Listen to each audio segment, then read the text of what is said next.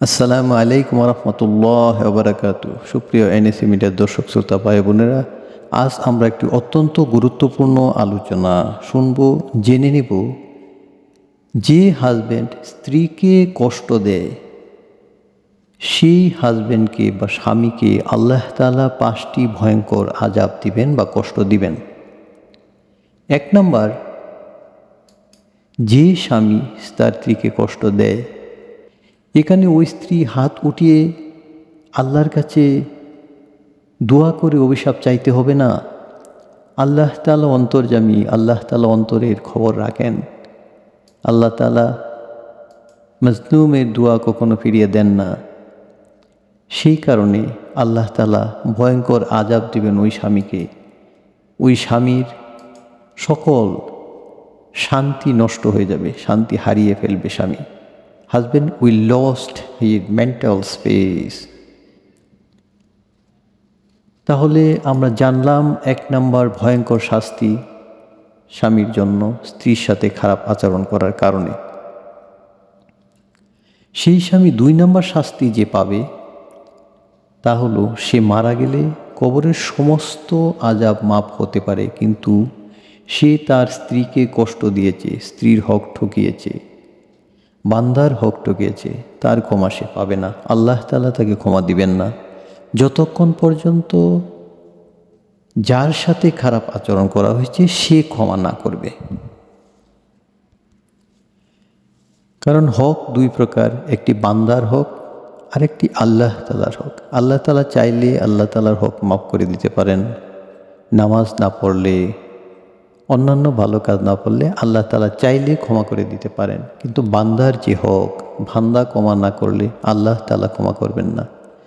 স্ত্রীর হক আদায় না করলে, স্ত্রী ক্ষমা না করলে আপনার সমস্ত আমল নষ্ট হয়ে যাবে। আল্লাহ তাআলা তখন দেখবেন আপনার সকল আমল অত্যন্ত সুন্দর।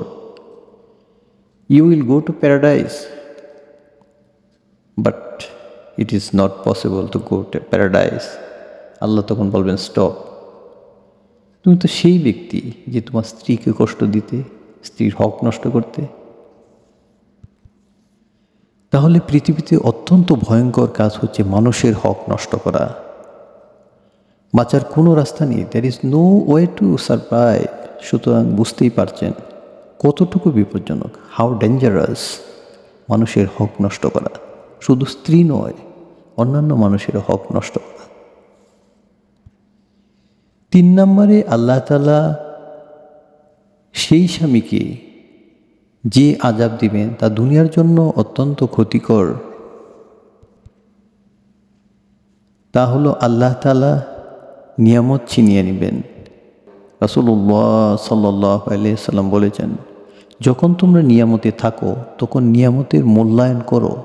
আর একজন নেককার স্ত্রী হচ্ছে স্বামীর জন্য পৃথিবীতে সবচেয়ে বড় নিয়ামত, দ্য গ্রেটেস্ট ব্লেসিং।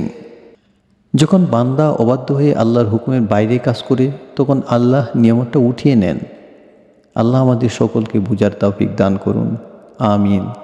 স্ত্রীর সাথে খারাপ আচরণ করলে বা স্ত্রীকে কষ্ট দিলে আল্লাহ 4 নম্বরে যে আযাবটি দিবেন সেটি অত্যন্ত বড় আযাব, বিগ ট্রাবল, যেটা হচ্ছে সন্তানের উপরে যে পড়ে। উদাহরণস্বরূপ, বাবা যদি কোনো বড় সন্ত্রাসী হয় তাহলে লোকে বলবে সন্ত্রাসীর ছেলে। কেউ যদি ডাকাত হয় তাহলে তার সন্তানদের বলবে ডাকাতের ছেলে, চোর হলে চোরের ছেলে ইত্যাদি। স্ত্রীর উপর যে জুলুম করেছে তার কোনো দিন মেয়ে হলে বিয়ে দিলে সে যে এরকম জুলুমের শিকার হবে না, সেটা কি কেউ বলতে পারবে? সুতরাং সন্তানের উপর অবশ্যই প্রভাব পড়বে। আল্লাহ তাআলা আমাদেরকে এই বদঅভ্যাসগুলো থাকলে সেখান থেকে ফিরে আসার তৌফিক দান করুন, আমিন। 5 নম্বর, স্ত্রীর সাথে খারাপ ব্যবহারকারী স্বামীকে আল্লাহ যে শাস্তি দিবেন সেটা হচ্ছে নেককার সন্তান দিবেন না। যদি বলেন কি যুক্তি আছে এখানে, হোয়াট লজিক ইজ দেয়ার? আমি বলবো I have a great logic here. অত্যন্ত সুন্দর যুক্তি আছে, আপনারা নিজেরাই বুঝতে পারবেন। যখন একজন স্ত্রী স্বামীর অত্যাচারে অতিষ্ঠ হয়ে দিনের পর দিন পাগলিনীর মতো দিন যাপন করতেছে, কোনো মতে সংসার করে যাচ্ছে, সেই স্ত্রীকে যখন আপনি ফিজিক্যাল রিলেশনের জন্য ডাকবেন, তিনি তো বাধ্য হয়ে আসবেন, না আসলে গুনাহ হবে, আরও বিভিন্ন কারণে তিনি আসবেন। কিন্তু তার মনের অবস্থা কি? তার মন কোন অবস্থায় আছে? তার ব্রেন কি বলছে? তাহলে এইখান থেকে যদি সন্তান জন্ম নেয়, আল্লাহ তাআলা তো স্বামী স্ত্রীর ভালোবাসার মধ্যে পবিত্র সম্পর্কে পবিত্র সন্তান, সেটা পবিত্র হালাল করে দিয়েছেন। কিন্তু এই অবস্থার জন্ম নেওয়া সন্তান কতটুক সুস্থ মস্তিষ্কের হতে পারে সেটা আপনারা বুঝতে পারবেন। নেক্সট সন্তানের জন্য স্বামী স্ত্রীর মধ্যে অবশ্যই গভীর ভালোবাসা থাকতে হবে, good relationship, good bonding must be needed. সুতরাং আমরা অত্যন্ত গুরুত্বপূর্ণ একটি জিনিস জানতে পারলাম যে কত ভয়ঙ্কর হতে পারে স্ত্রীর সাথে খারাপ আচরণ করার জন্য। আল্লাহ তাআলা আমাদেরকে উপলব্ধি করার তৌফিক দান করুন, আমিন। রাসূলুল্লাহ সাল্লাল্লাহু আলাইহি ওয়াসাল্লাম স্ত্রীদের সাথে যে সুন্দর ব্যবহার করতেন, তিনি একাধারে ছিলেন বিশ্বনবী, সুবহানাল্লাহ, অন্যদিকে ছিলেন দেশের প্রেসিডেন্ট। তো তারপরেও কখনো তিনি বাড়িতে ফিরে যদি দেখতেন রান্না হয়নি, তিনি তার স্ত্রীদেরকে রান্নায় সাহায্য করতেন, রাগ করতেন না, সুবহানাল্লাহ।